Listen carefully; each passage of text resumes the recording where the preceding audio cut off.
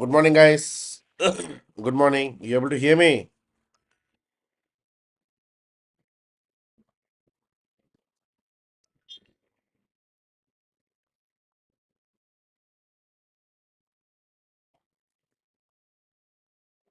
Are you able to hear me?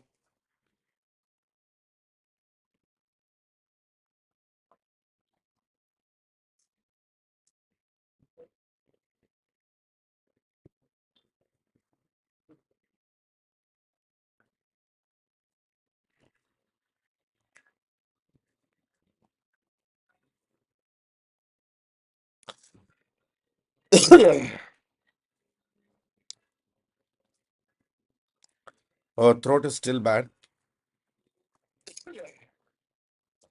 but yeah, things are improving.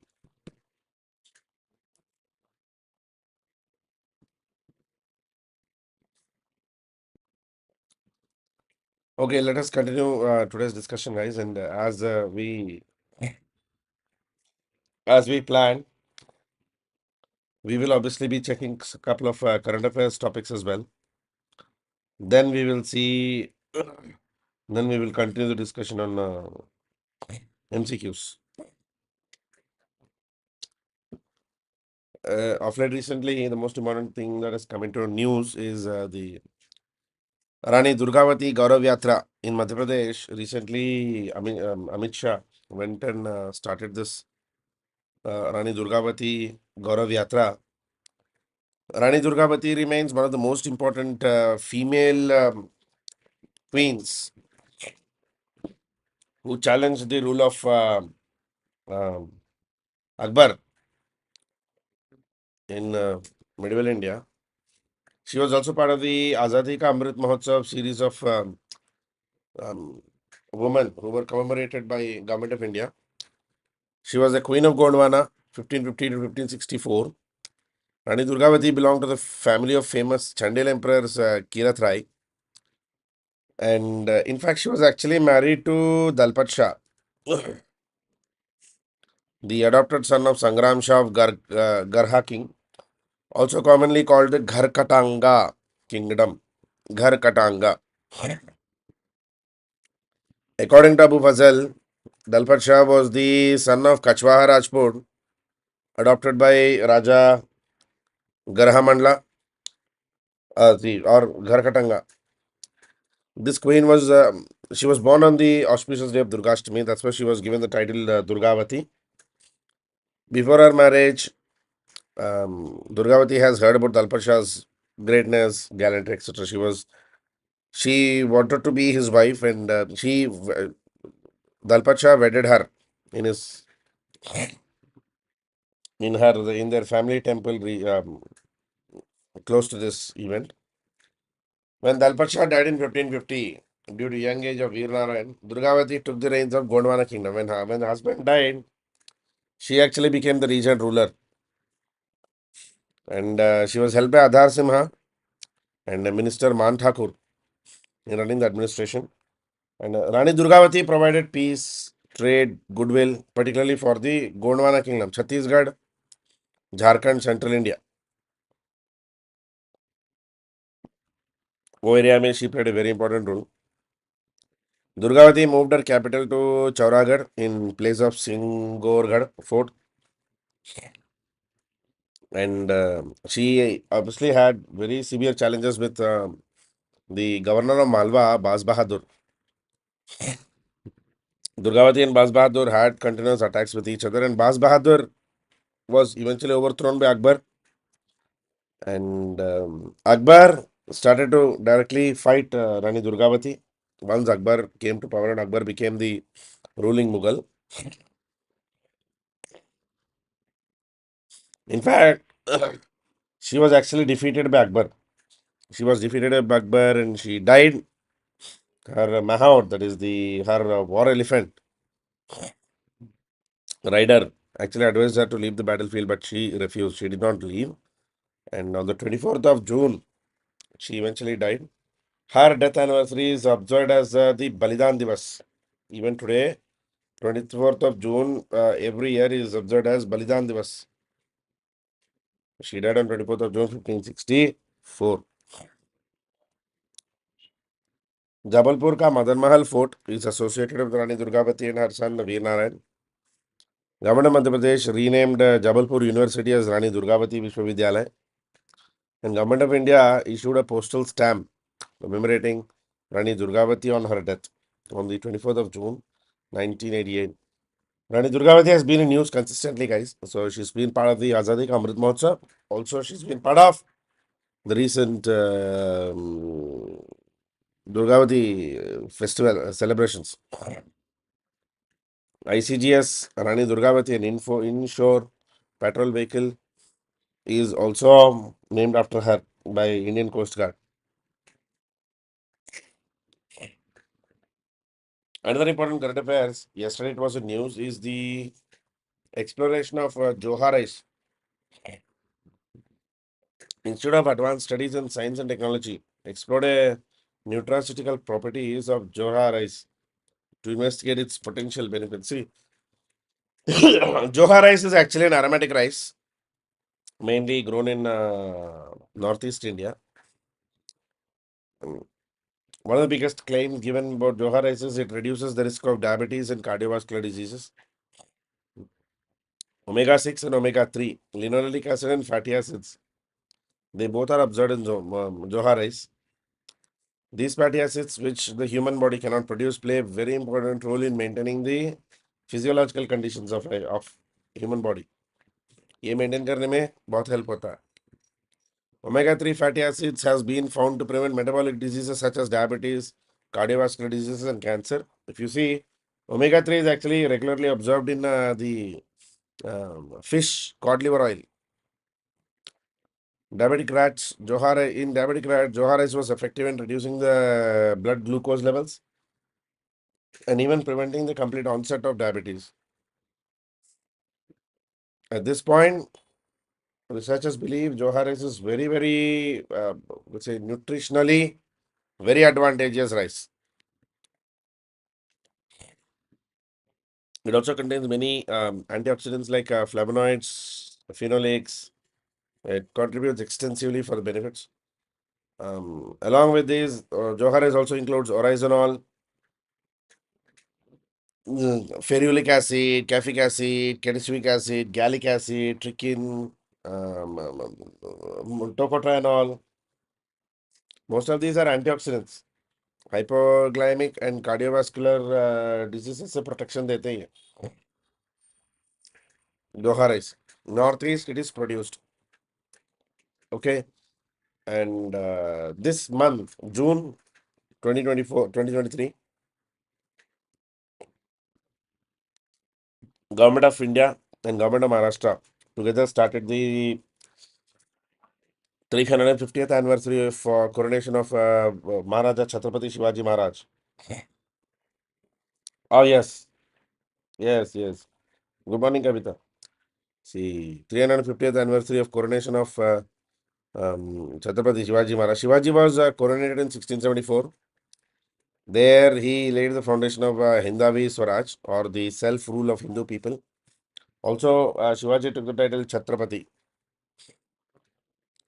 The Raigad Fort may celebrations have begun. Raigad Fort is basically a hill fort, 25 kilometers from Mahad, and early Europeans used to call it the Gibraltar Fort of the East.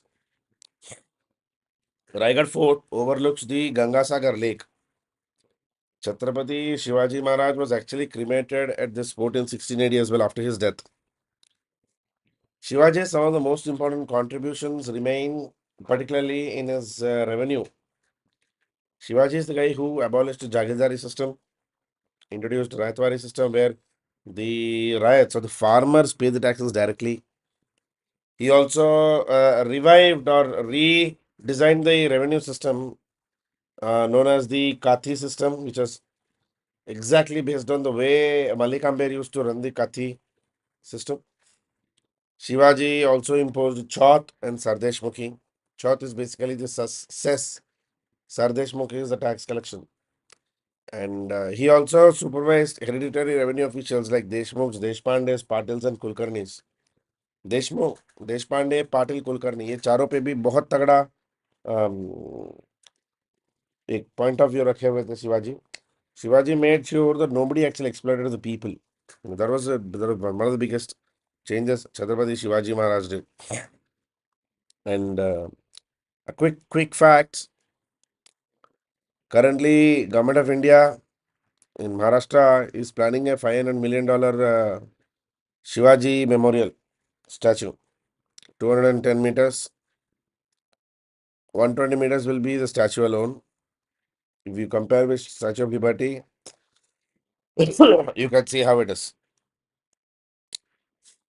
So Shivaji Memorial will be sort of on an island, and the statue will be directly facing Chowpatty Beach. And 16 acres of reclaimed land. Reclaimed land is basically artificially created land by putting mud. The statue designed and made by Ramanji Sudar and his son Anil Sudar. So noted scholars, noted sculptors of India. Also, under the statue, there will be a $370 million support base. Yes, good morning, Bhartiman. Chhatrapati Maharaj Shivaji Maharaj was a very important king. He began the Maratha Empire. He was also called Haindava Dharmodharaka. Good morning, Varaprasad. Shivaji was also called Haindava Dharmodharaka, re-establisher of the Hindu Dharma. Right? Okay, next. MCQs. With reference to Gandhi Irwin Pact, which of the following statements is incorrect? Read and tell me. A. Government granted right to make salt in coastal villages for personal consumption and sale in local markets. B. Government agreed to return all lands that were not sold to third parties. C. All political prisoners not convicted of violence were released immediately. D. Gandhi agreed to participate in the second roundtable conference.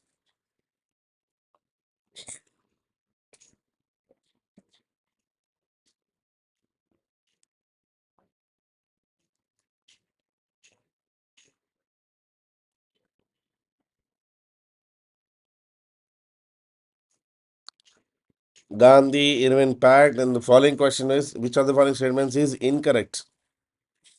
Answer is A. Government granted the right to make salt in coastal villages for personal consumption and not sale of local markets. No, government permitted, or in the Gandhi Irwin Pact, people were permitted to make salt, but only for personal consumption, not for sale. Not for sale. Government granted right to make salt in coastal villages for personal consumption only. Next question. Who among the following Governor General in followed the policy of non-interference with native states?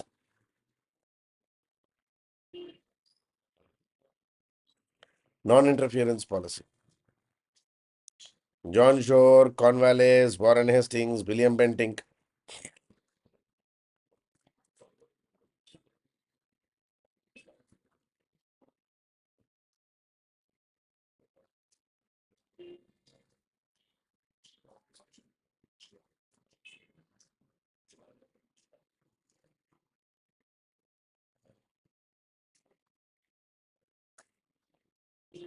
Policy of non-interference.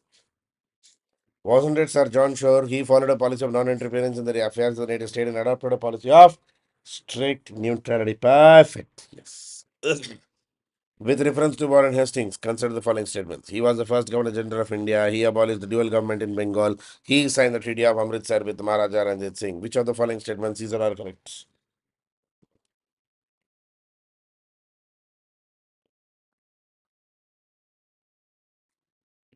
Warren Hastings.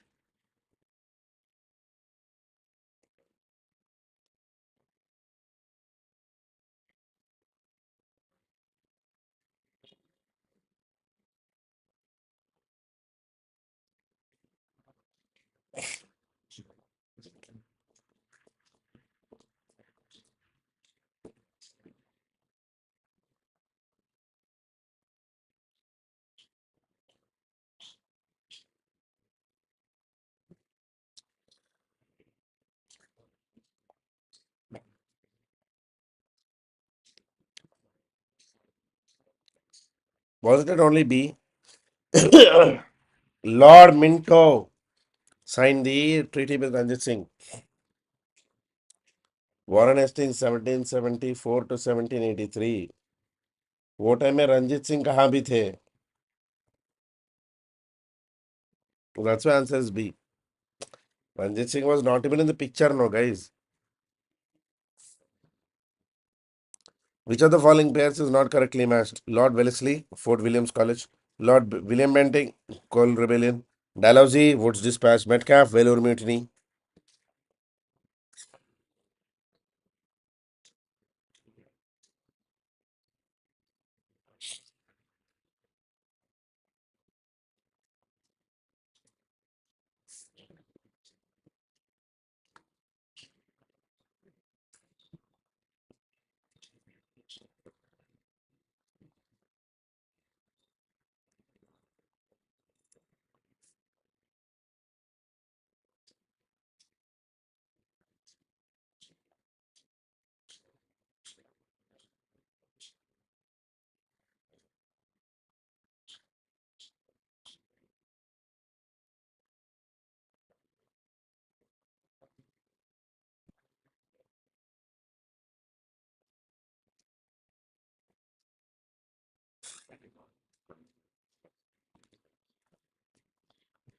Velour Mutiny, Sir George Barlow. Not Metcalfe. Sir George Barlow, right? Velour Mutiny. Remember, it was Farid.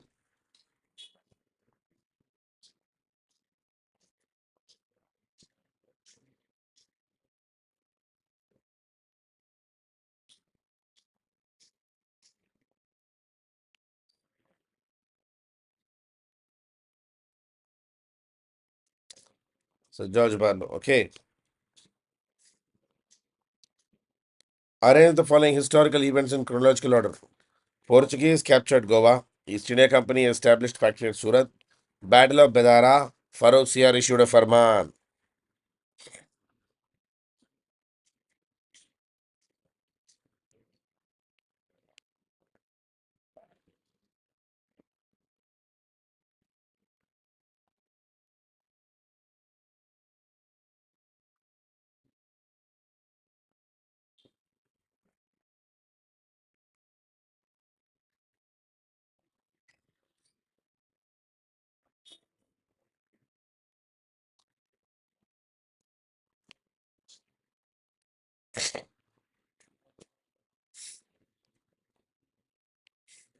Portuguese captured Goa must definitely be the first. Right? Battle of Bedara in 1740s. After 1740s. After the Battle of Colachal of 1748. So 1510, Alfonso el Albuquerque captured Portuguese Goa. 1613, English established a permanent factory at Surat. 1717, Farooq Siyar gave the Golden Farman, commonly called the Magna Carta of the British rule in India. And it was Battle of Bedara, 1759, where English defeated Dutch permanent. And after Bedara, Dutch were not involved in Indian affairs again, ever again. They quit India altogether after the Battle of Bedara. Next. Which of the following are the reasons for decline of Portuguese power in India? Emergence of powerful dynasties in North India, activities of Jesuit missionaries, rampant corruption of the Portuguese administration in India. Select the correct answers from the codes given below. 1, 2, 1, 3, 2, 3, 1, 2, 3.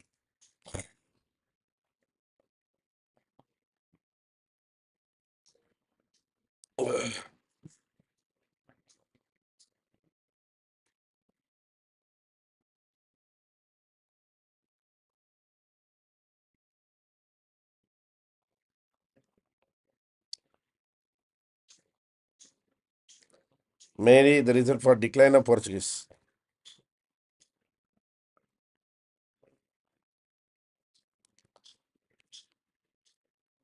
The answer is D. Emergence of mainly very strong, powerful dynasties in Egypt, also in India, Gujarat, Vagara, actually made things very complicated for the Portuguese. Also, the Jesuit missionaries particularly their activities of converting people to Christianity, did not go very well with the common people. The common people hated it in India, the way they were converting people. And rise of English and Dutch commercial ambitions challenged Portuguese supremacy in India. That also ruined the relationships. And on top, rampant corruption, greed, and selfishness. In fact, if you guys remember, Portuguese were highly involved even in piracy. That was another bigger problem. Portuguese piracy भी कर रहे थे India में. Consider the following statements regarding Battle of Plassey. Mir Qasim became the Nawab of Bengal. Sovereignty of British over Calcutta was recognized. The British got large sums of money plus the zamindari of Chobis Pargana. Which of the following statements these are correct?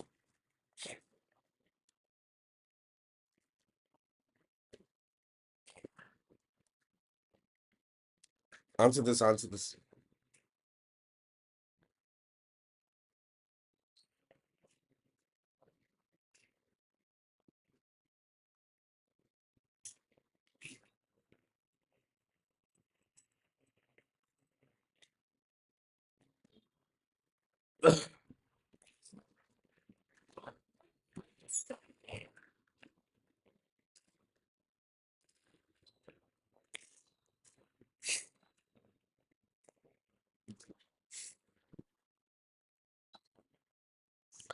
After Battle of Plassey,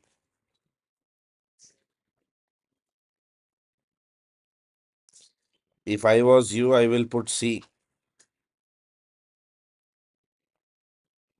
Because yes, it was Mir Jafar, not Qasim, who actually came to power or who was brought to power by the British. Battle of Plassey actually had only political significance, no military significance at all. It has always been rightly regarded as the beginning of the British rule in India. Battle of Plassey has always been regarded as the start of the beginning of the British rule in India.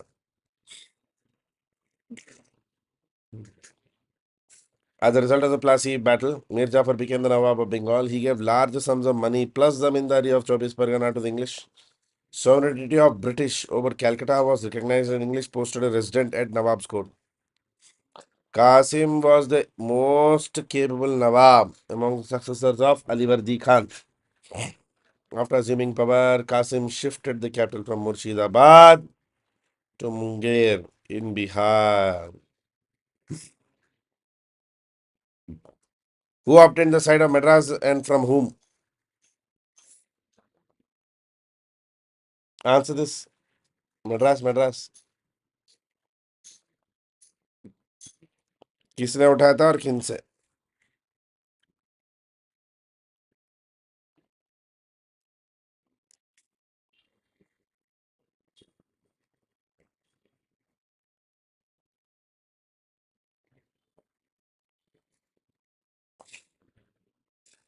Sir Francis Day, right? From Raja of Chandragiri. Did he buy or did he lease? Guys, my question. Did Francis Day buy Madras or did he take it on a lease?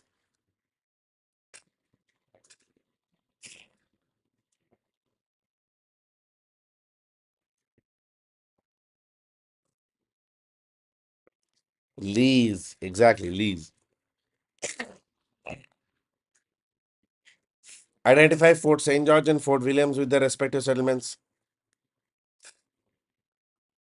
Fort St. George, Williams.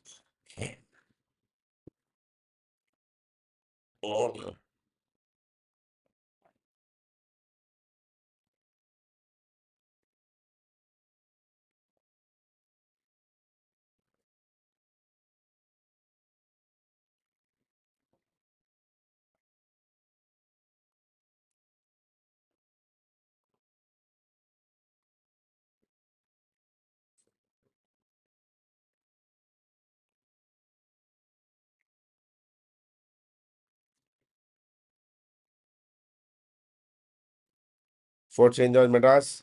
Fort Williams, Calcutta. Fort St. George, Madras, and Fort Williams, Calcutta. Then where was Fort George?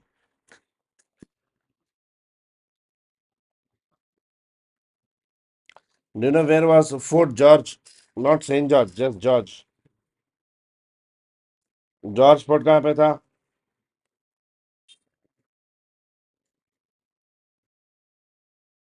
Bombay. Yes, Bombay. At which of the following places on the west coast did English have factories? Ahmedabad, Salsad, Baroda, Broch, and Bassein.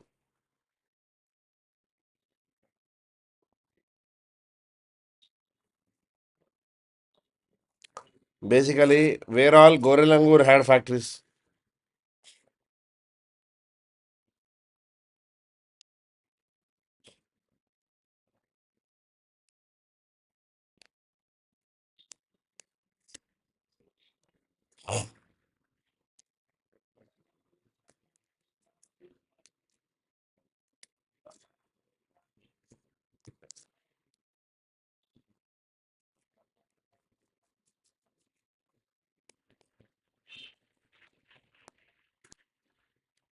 Answer is C. Ahmedabad, Baroda, Broch. Salsad, Portuguese और French के पास था largely.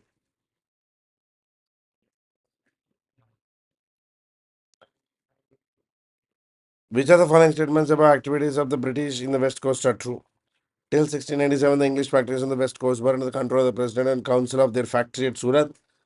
In 1670, the company purchased Bombay from Charles II for a nominal amount of £100 only.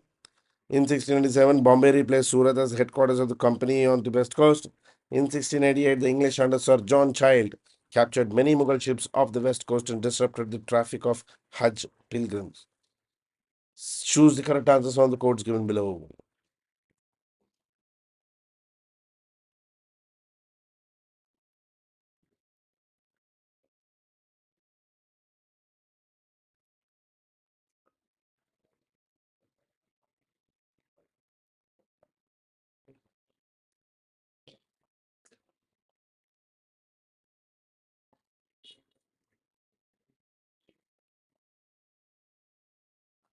These are those lengthy questions.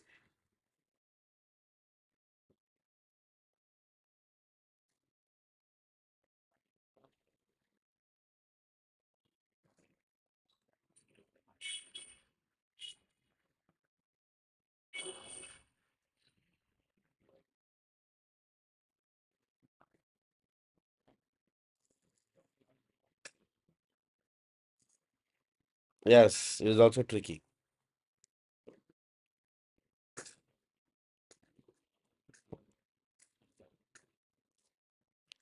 Answer B. B, B, B. B.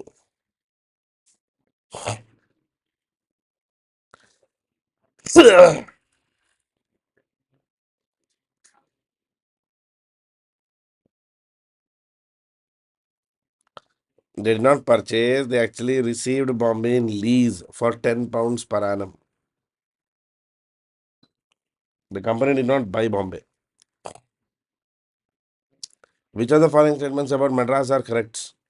In 1640, British obtained the site of Madras from Raja Valikondapuram. British built a fortified factory that is namely Fort St. George at Madras. In 1658, all the English settlements of the Coromandel and in the east were placed under the control of Fort St. George. In 1801, Lord Wellesley created the Madras Presidency as it existed till the independence.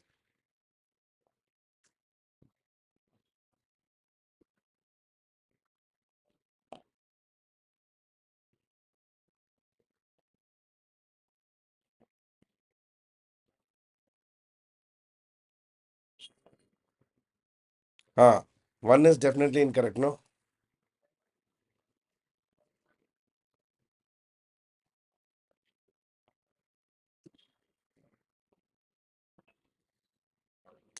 One is definitely incorrect. So the only options where one is not there is on option D.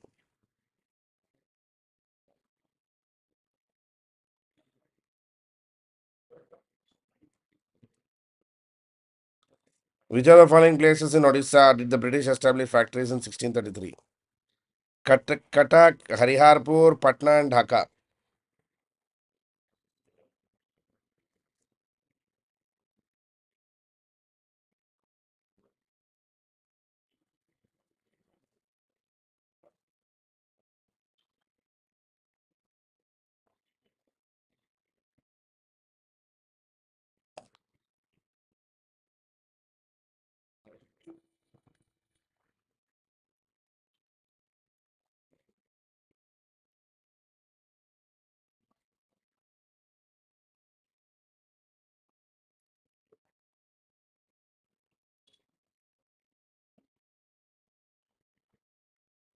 This was a previous year question, guys.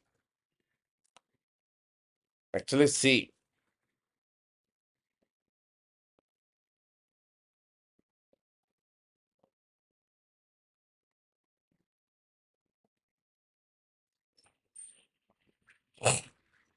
Doubt may come. Yes. 1633 का Odisha, not 2023 Odisha.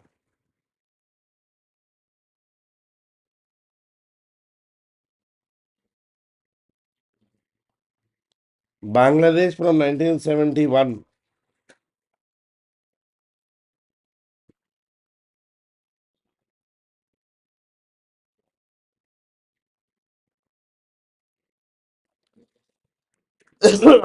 Cuttack में English factory कहाँ था?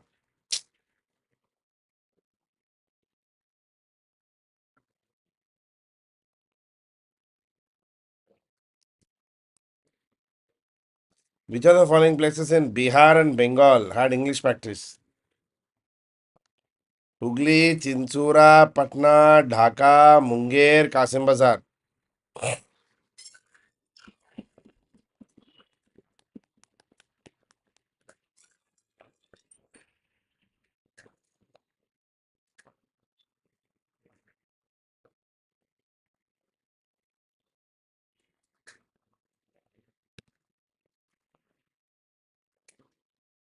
UPSC का दूसरा नाम ही sadist है.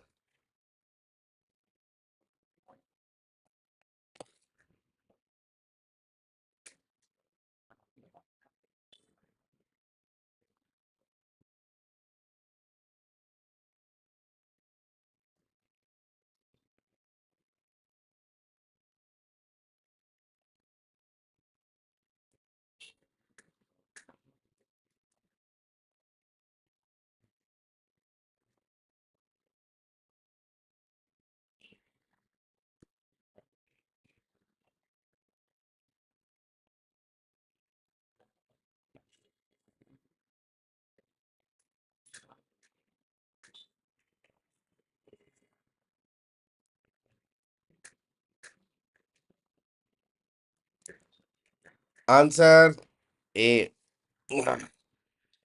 The answer is A. Hooghly, Patna, Dhaka, Kasim Bazar, which had English factories. Which of the following statements about British in Bengal is incorrect? British purchased the three villages of Sultanati with the permission of Mughal governor in Bengal. Sultanati, Kalighat, and Govindpur in 1698. They fortified Sultanati with the permission of the Mughal governor in 1699. The fortified factory at Sultanati came to be known as Fort Williams. All English settlements in Bengal were placed under separate control of a president and court council of Fort Williams in 1700. We choose the correct answer from the codes given below. Yeah, Chinsura was actually Dutch capital for some time.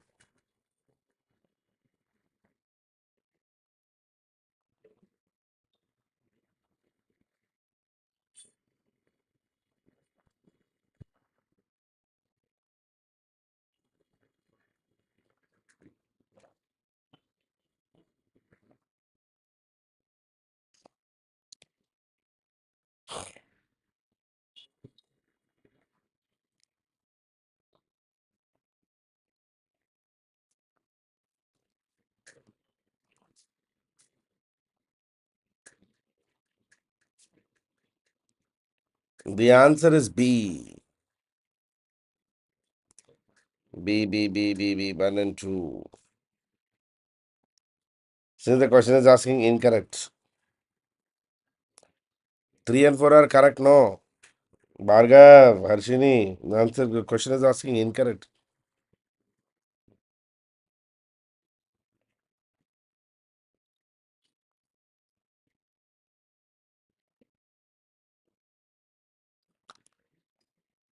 Next.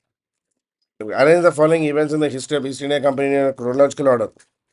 Resolution of the British Parliament, giving equal rights to all Englishmen to trade in the East. Formation of a rival company by a group of merchants under Sir William Cotton. Transformation of East India Company into a joint stock company. Amalgamation of Cotton's company with the East India Company. Choose the correct answers from the codes given below. Answer this, Jess. I'm just coming. Answer this 1 second. I'm just coming.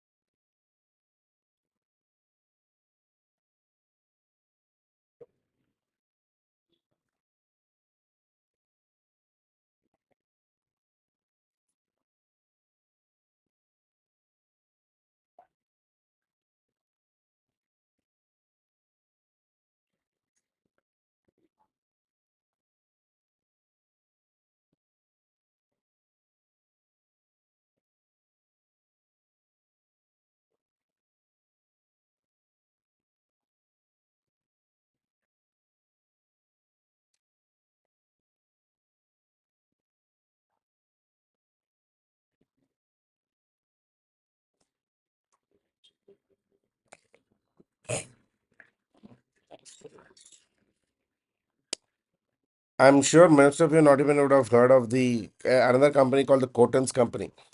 Actually, there was a company which was established to challenge East India Company's hegemony by a group of rival merchants under Sir William Cotton, known as the Cotton's Company.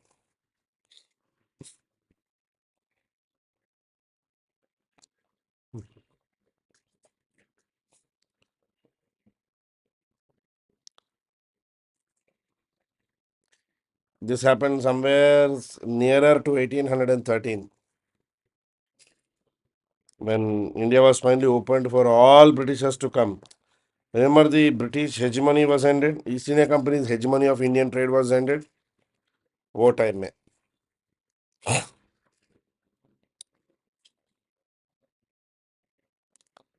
which are the following statements? These are true. A new rival company known as English Company of Merchants Trading to East Indies was formed in 1698. The company sent Sir William Norris to Aurangzeb's court to succeed in securing trading privileges for the company itself. New and old companies came to an understanding in 1702 after a brief period of ruinous competition. By the award of Goldfin in 1708, the the combined company was known as United Company of Merchants of England trading into East Indies that existed till 1858. No, I'm pretty sure all of this is somewhat new information to most of you. Not most, but almost all of you.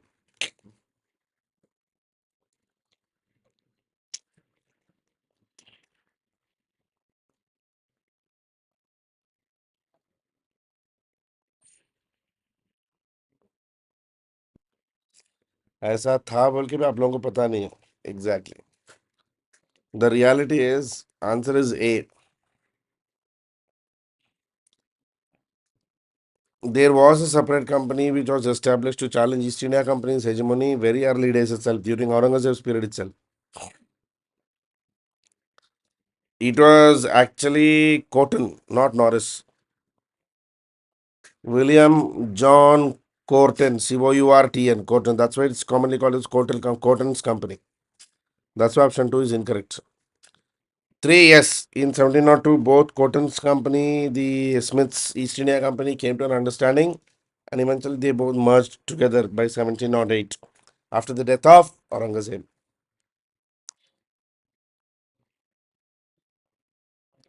Which of the following statements about English East India Company are true? It was formed in 1599 by a group of merchants known as merchant adventurers. It gathered. It was granted a charter by Queen Elizabeth I in 1600, giving the monopoly for its trade in the East. Company's monopoly in Eastern trade was eventually abolished by James I in 1609. It eventually decided to open a factory in 1608 at Surat. Which of the quotes given below is correct?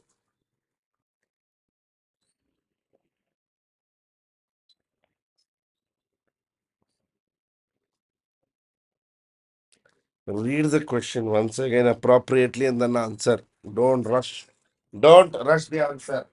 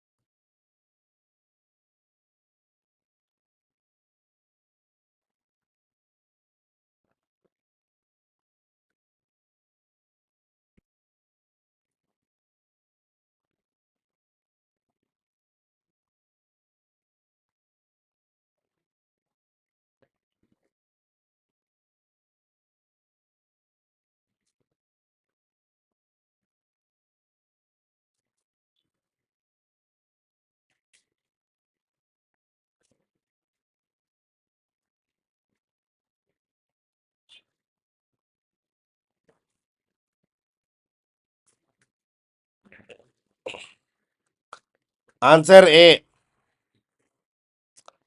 A. 1 and 2. Monopoly 1813 तक चला ना, not James. 20 years. And charter तो सूरत factory 1612 1612 तक था सूरत factory. Right? Next. Match the following list 1 and list 2. Arrival of Hawkins at Jahangir's court. Arrival of Thomas Road, Jahangir's court. Arrival of Midenhall in India. Defeat of Portuguese fleet by English at Swally or in the Battle of Swally Ho.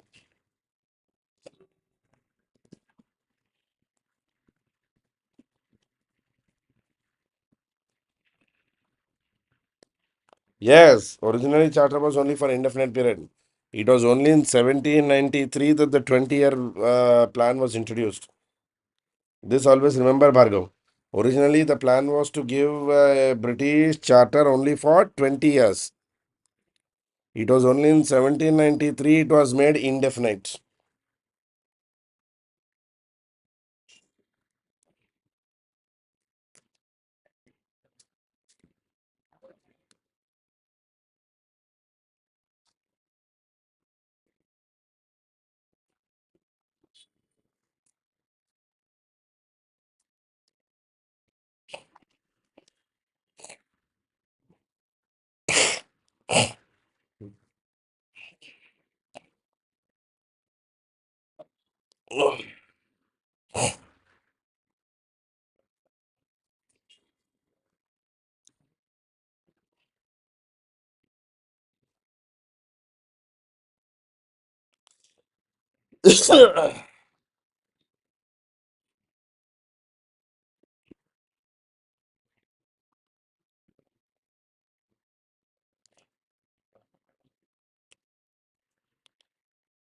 Answer B.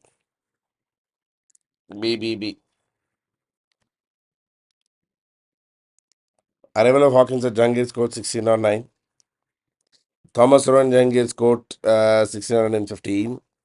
Milton Hall, उससे बहुत पहले 1599. Defeat of Portuguese in the Battle of Ho, 1612.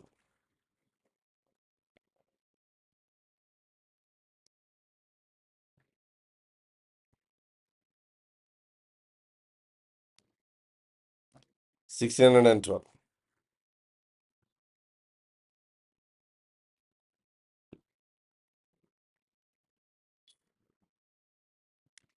Next. Answer is B. Next question. Which code gives the correct matching for the following list? 1611, Jahangir's Farman permitting English to set up their factory at Surat. 1613, establishment of the English factory at Machilipatnam. 1619, establishment of English factory at Armagaon and Pulicat. 1626, departure of Sir Thomas Roe for England. Match the following.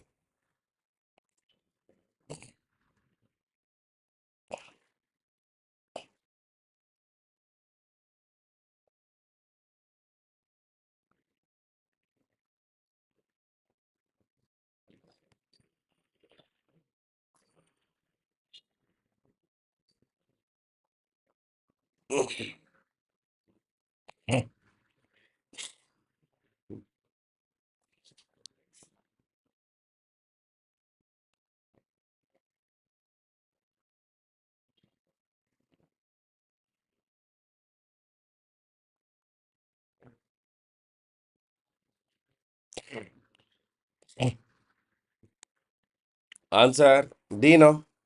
Very easy to guess. Remember, I keep telling multiple times that it was actually the Machilipatnam factory which was the first factory English established in India.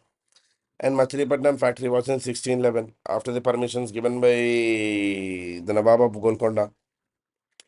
D, D, D, D, D. Machilipatnam was the first English factory in India. Why there is a confusion?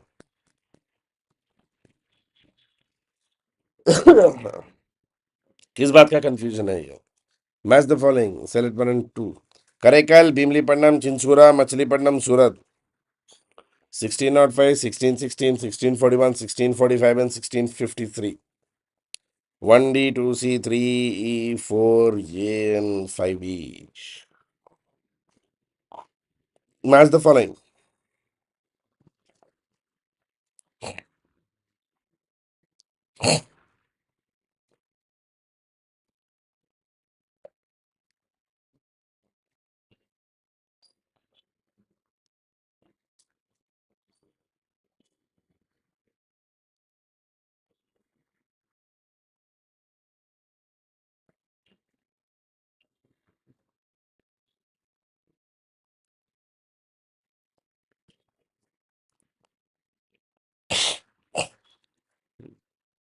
Answer A.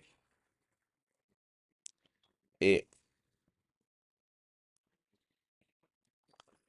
Which of the following statements these are true? Dutch established their last factory at Cochin in 1663. Pulicat was the main center in India till 1690. The Dutch set up a factory at Nagapatnam in 1658. After 1690, Nagapatnam became their main center in India. Select the correct answers from the codes given below. 1, 2, 3, 1, 3, 4, 1, 2, 4, all of them.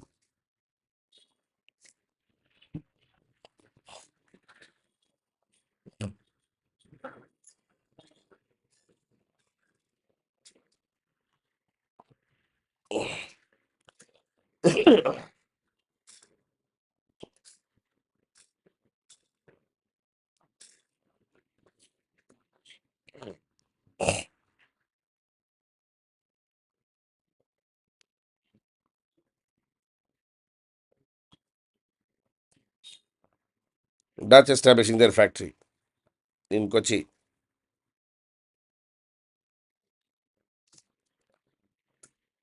Answer here is D. Why A? D, D, D, D, D.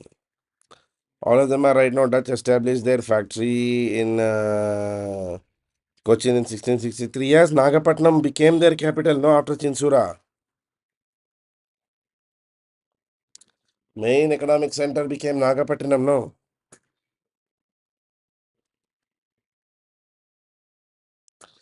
At which factories did the Dutch set up factories in, at which places did the Dutch set up factories in 1658? Kasim Bazar, Baranagor, Hooghly, Patna, Cochin, Balasore. कहाँ कहाँ पे थे Dutch factories?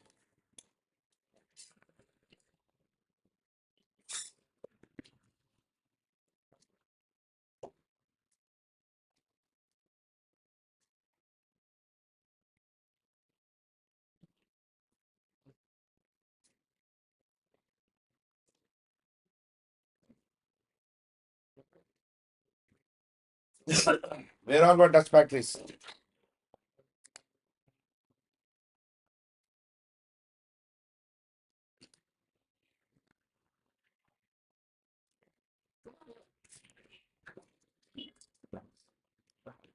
Kasim Bazar, Baranagor, Hooghly, Patna, Cochin, and Balasore. Answer D. All the places. In all these places, Dutch had factories. When was the Dutch East India Company formed and invested with powers to make wars, conclude treaties, and acquire territories and the likes? 1600, 1601, 1602, 1603.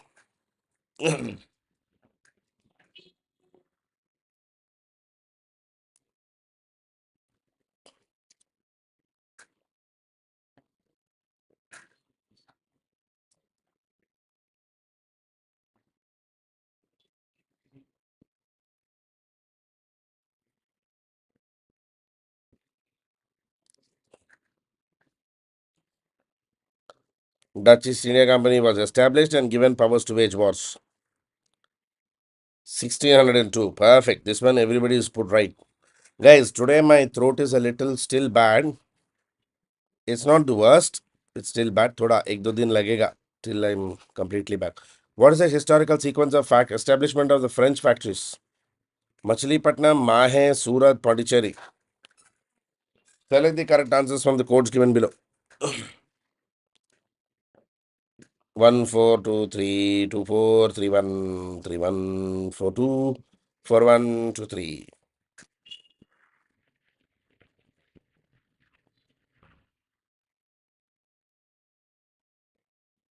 Historical sequence of the French factories.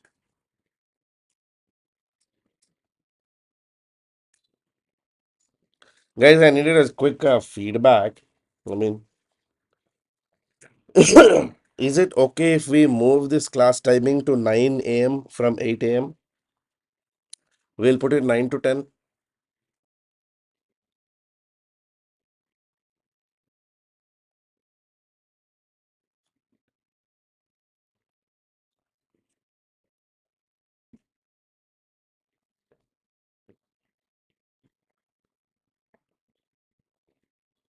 Ah, because I think many students are also studying a little late. तो सुबह 8 बजे कोई उठ, I mean,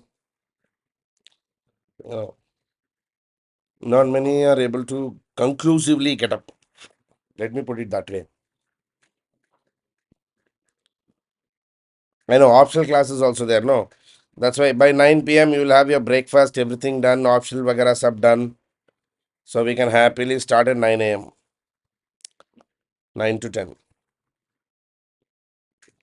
Because morning, many students are having optional classes. My students.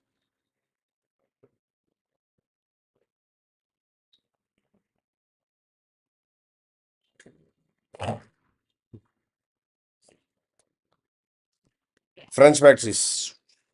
Answer is C. Answer is C, C, C. Yes. When did Danes form an East India Company and arrive in India? Danish people.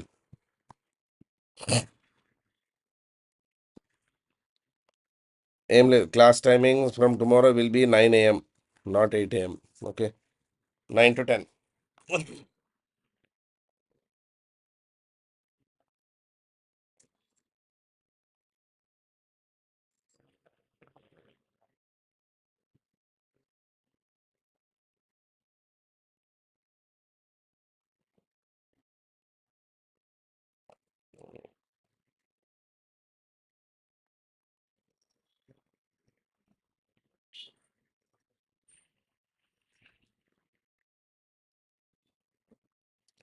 It is answer C. Yes, most of you are right. Danish people. Danish East India. Which of the following statements about Danish in India are correct? They set up a factory at Tranquebar in Tamil Nadu in 1620. They established a settlement at Serampore in Bengal in 1676. Tranquebar was their headquarters in India. Serampore was their headquarters in India. We'll select the correct answers from the codes given below.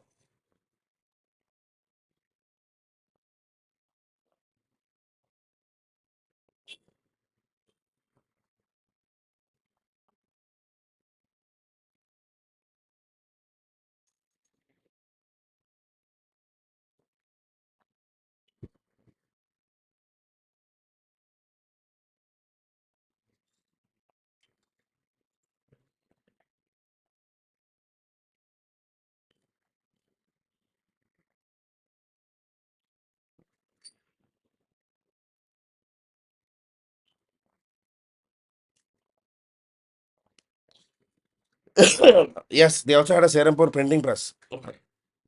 Answer is D. Perfect. D, D, D. 1, 2, 3. Serampore was actually their printing press. When and to whom did Danes sell all their settlements in India? 1750 French, 1700 Portuguese, 1800 Dutch, 1845 British.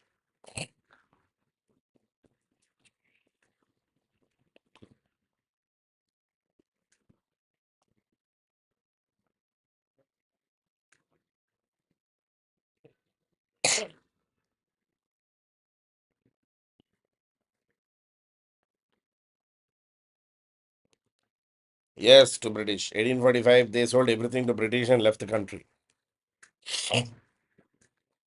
Which of the following were the main items imported by Europeans from India? Textile indigo perfume, salt, opium, horses. Choose the correct answers from the codes given below. Europeans importing from India.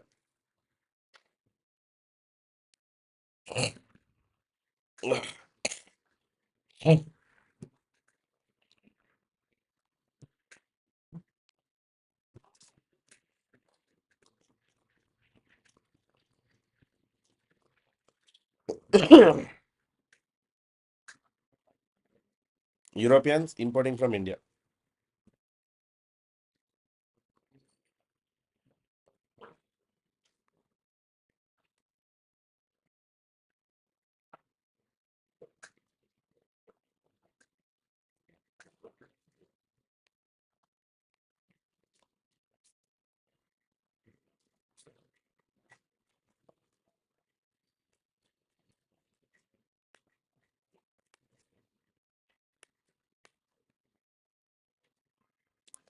The answer is textile, yes. Indigo, yes. Answer is D.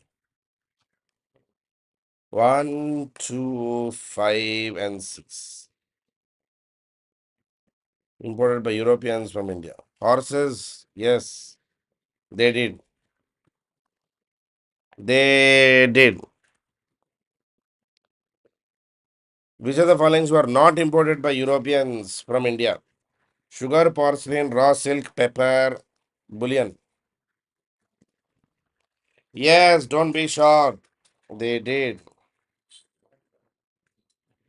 It's a previous year question, book in reference, Krishna Reddy, Modern History. Tata McGraw Hill book, okay?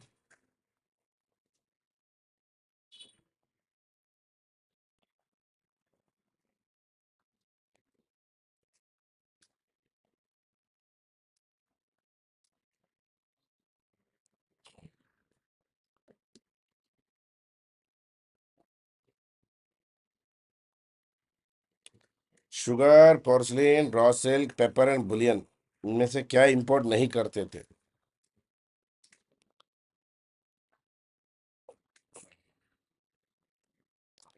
Porcelain and bullion. They were not imported by Europeans from India.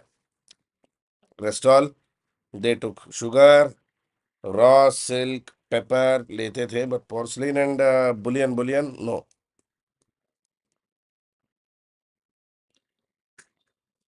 Which of the following were the positive effects of beginning of European commerce? Increase in the quantity of India's exports, commercialization of Indian agriculture, rapid rise in the price of goods of India, growth of Indian money economy in India, establishment of close links between Indian and world markets. Advantage.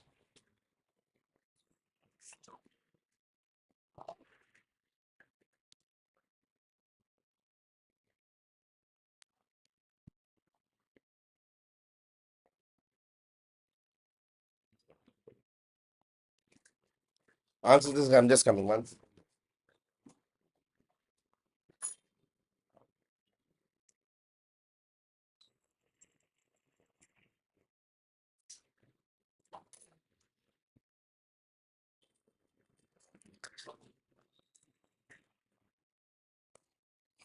Answer is A. 1, 2, 4, and 5. Rapid rise in the price of goods in India. How did you guys conclude to this? And rapid rise is not even a positive effect.